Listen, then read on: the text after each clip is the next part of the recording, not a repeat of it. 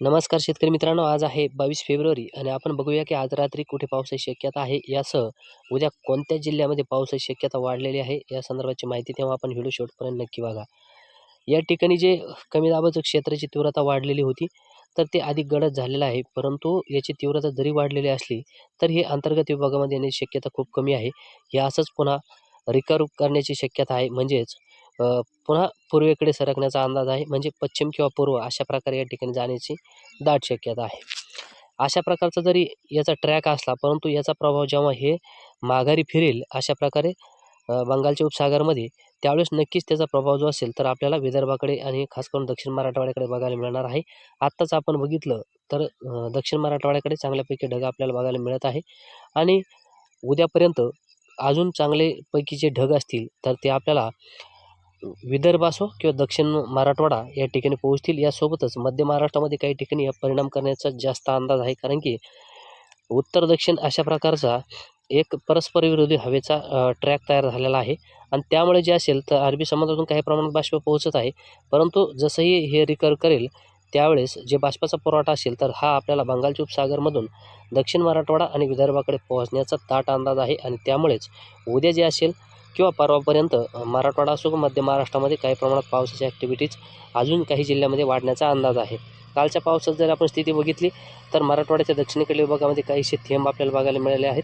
यासोबत सातारा आणि सांगली यासोबत उत्तरेकडे जळगाव जिल्ह्यामध्ये देखील किंवा अमरावतीच्या आणि बुलढाण्याच्या काही भागामध्ये पाऊस झालेला आहे.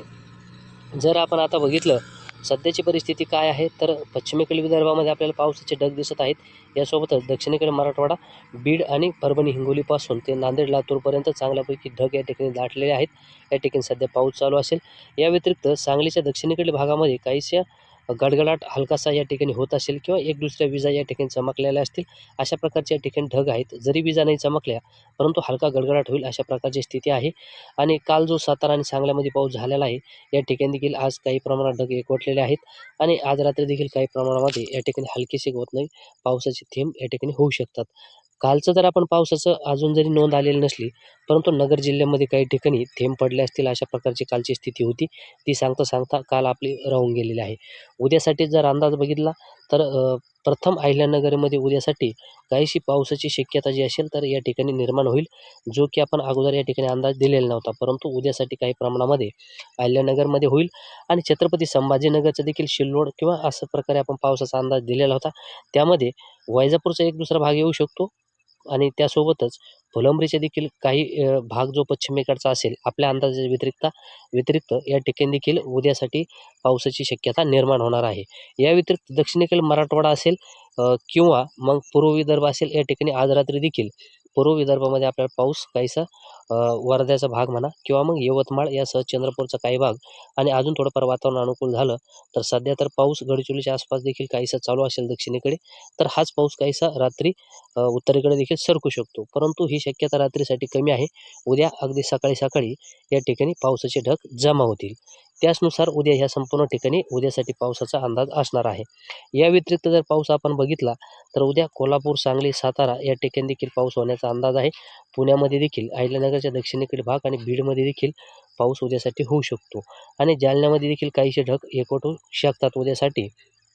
या व्यतिरिक्त जर आपण बघितलं तर जर काहीसं वातावरण जर अनुकूल झालं तर नाशिकमध्ये पावसाचे ढग येतील, अन्यथा फक्त ढगाळ हवामान बघायला मिळेल.